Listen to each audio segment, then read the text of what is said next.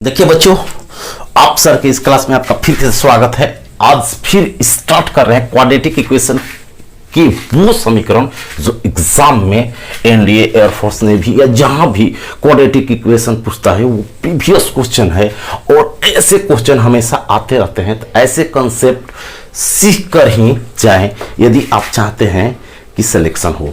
और यदि आप किसी भी कॉम्पिटिटिव एग्जाम की तैयारी करते हैं जहां पर क्वाड्रेटिक इक्वेशन पूछता है तो ऐसे क्वेश्चन तो आते ही हैं। तो पहला क्वेश्चन जो था आया हुआ वो था बच्चों कि x square minus 4x x square minus 4x plus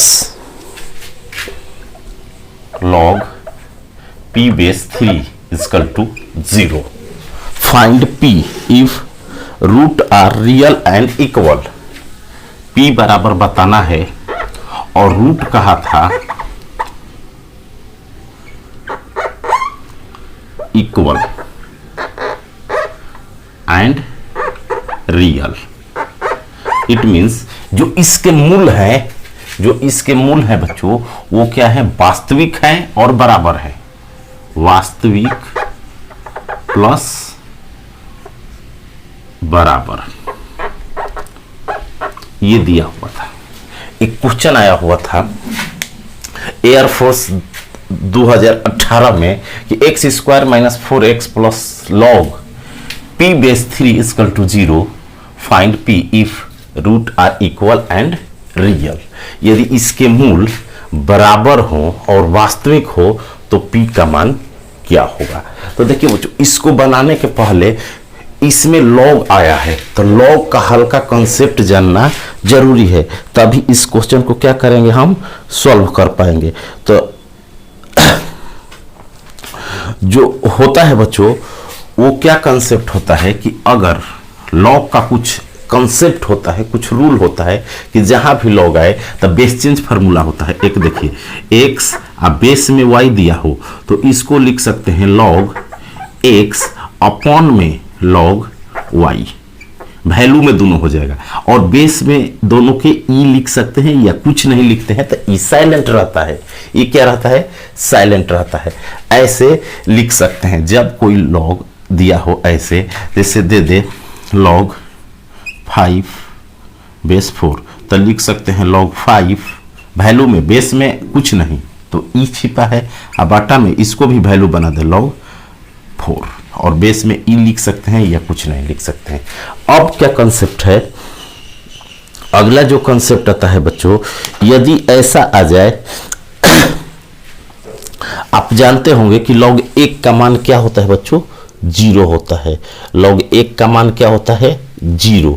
ये जानना जरूरी है। अब क्या करेंगे, लॉग को कंपैरिजन भी करना जानते हैं कि जिसे लॉग x बराबर लॉग y दिया हो तो x बराबर y लिख सकते हैं। तो इसको सॉल्व करने के पहले दूसरा बात जानिए। और क्वाड्रेटिक का कंसेप्ट क्या होता है कि जो यदि रूट वास्तविक और बराबर हो तो d इक्वल टू 0 लेते हैं। d का मतलब होता है b square minus 4ac equal to 0 लेते हैं। d का मतलब होता है b square minus 4ac equal to 0 लेते हैं। और इसके बाद कंसेप्ट क्या समझना है ताकि इस क्वेश्चन को बनाने के पहले रूल क्या होता है, नियम क्या होता है, वो ये रहा। और क्वाड्रेटिक का कंसेप्ट क्या होता है कि कोई भी क्वाड्रेटिक इक्वेशन अगर ऐसे दिया हो ax square plus bx plus c equal to 0 तो एक्स स्क्वायर का जो कॉफिशिएंट होता है, एक्स स्क्वायर के जो आगे अंक होता है उसको a कहते हैं। एक्स का जो कॉफिशिएंट होता है उसे b कहते हैं। एक्स के आगे जो अंक होता है उसे b कहते हैं। जिसमें x ना हो, इंडिपेंडेंट ऑफ x, x से स्वतंत्र हो, जिसमें x ना हो, कांस्टेंट पद हो, उसे c कहते हैं। तो यहां पर देखिए बच्चों, हमको p निकालना है तो यहां पर एक्स स्क्वायर का कॉफिशिएंट क्या है, 1 है तो a बराबर लिख लेंगे 1। हमारे यहाँ x का कॉफिशिएंट क्या है, x के आगे अंक क्या है, गुणांक। कॉफिशिएंट मीन्स गुणांक, वो है b इक्वल टू लिख लेंगे -4। और कांस्टेंट पद विदाउट x वाला, बिना x वाला क्या है तो उसको लिख लेंगे c equal to log p अब बेस में 3।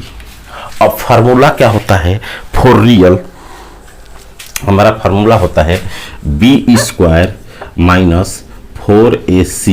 ये जो है ना बच्चों, ये कंसेप्ट है कि ऐसे होता है, समझा दिए। ये भी लॉ का कंसेप्ट है, दोनों मिक्सअप करके क्वेश्चन दिया हुआ है। तो इसको सॉल्व करते हैं बराबर 0 लिखकर। अब b का मान पुट करेंगे तो b के जगह क्या लिखेंगे, -4 का होल स्क्वायर -4 इंटू a का मान लिखेंगे 1 इंटू c का मान लिखेंगे log p/3 बराबर 0।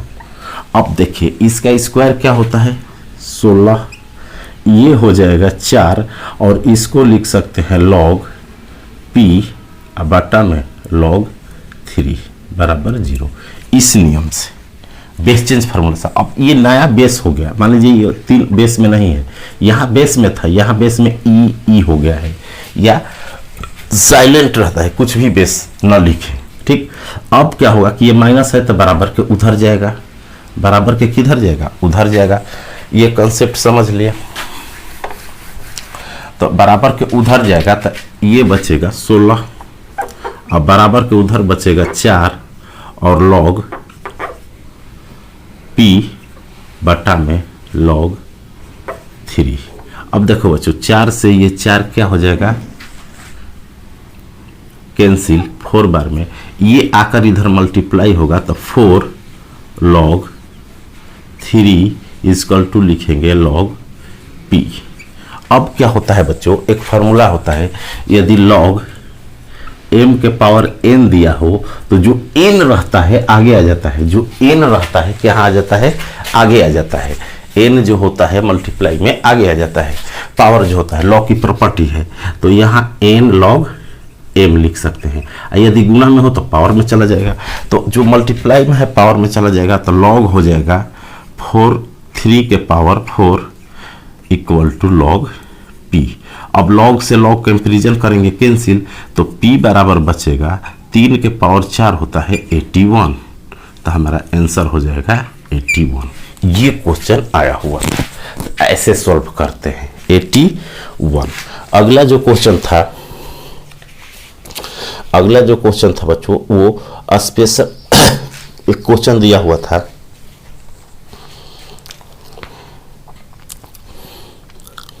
समझे और उतारिए।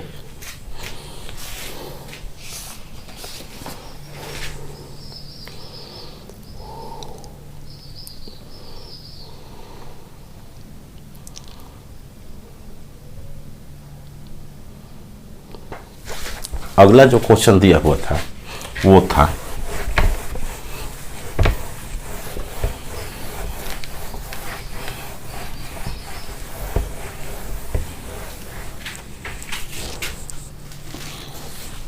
x square plus 2x, x square plus 2x plus 1 equal to 0, plus 1 equal to 0। और पूछा था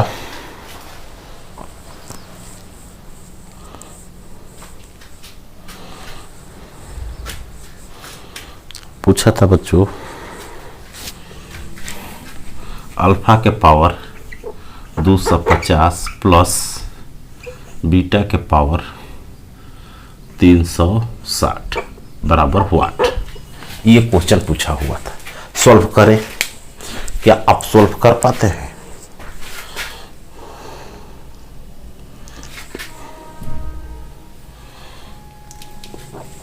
तो देखिए ऐसे क्वेश्चन को क्या करते हैं, ये क्वाड्रेटिक के इक्वेशन स्पेशल इक्वेशन होते हैं। स्पेशल जो 3 बताए थे पहले वाले में, पहले पार्ट में कि 3 स्पेशल इक्वेशन होते हैं, 6 होते हैं, उसमें से अगला ये है कि स्पेशल इक्वेशन क्या होते हैं। इसको जब फैक्टर करेंगे तो बच्चों अल्फा का मान आता है, जिसे x का मान जो निकालते हैं अल्फा और बीटा, तो अल्फा हमेशा और बीटा हमेशा ऐसे क्वेश्चन में जब यहाँ x स्क्वायर दिया हो, यहाँ 2x दिया हो, यहाँ 1 दिया हो, ये स्पेशल केस जब आएंगे अल्फा और बीटा के पावर ज्यादा देकर के यही इक्वेशन मिलता है। जितना प्रीवियस क्वेश्चन देखिएगा यही होता है कि x square plus 2x plus 1 देता है। तो क्या होता है कि अल्फा का मान हमेशा -1 होता है और बीटा का मान भी हमेशा -1 ही होता है। क्यों? निकाल भी सकते हैं, यहाँ से सेटिस्फाई भी कर सकते हैं, इसका खंड करके ये निकाल भी सकते हैं, लेकिन हमेशा ये अल्फा बीटा -1 होता है। टाइम बचाने के लिए माइंड मेकअप करना है। 6 टाइप के होते हैं जो अक्सर देते हैं, नहीं तो जो सिंपल होते हैं तो उसमें इतना पावर नहीं देता है, वहाँ पर देता है alpha square, alpha Q, alpha के पावर 5 तक देता है हार्डली। जब ज़्यादा दिया हो तो 6 जो होते हैं समझिए गारंटी है कि उसी में से 6 में से कोई ना कोई हर एग्जाम में आता है। तो यहाँ पर क्या करेंगे, अल्फा का मान रख देंगे -1 और पावर में रखेंगे 250 प्लस -1 के पावर रखेंगे 360। जब माइनस के पावर सम संख्या हो, सम मीन्स जो 2 से कटने वाली हो, इवन नंबर, जब नेगेटिव के पावर इवन हो तो ये पॉजिटिव हो जाता है, और हमेशा 1 के पावर कितना भी करे 1 होता है। प्लस यहाँ भी नेगेटिव के पावर इवन रखेंगे तो 1 होगा, तो आंसर हो जाएगा 2। आंसर हो जाएगा 2।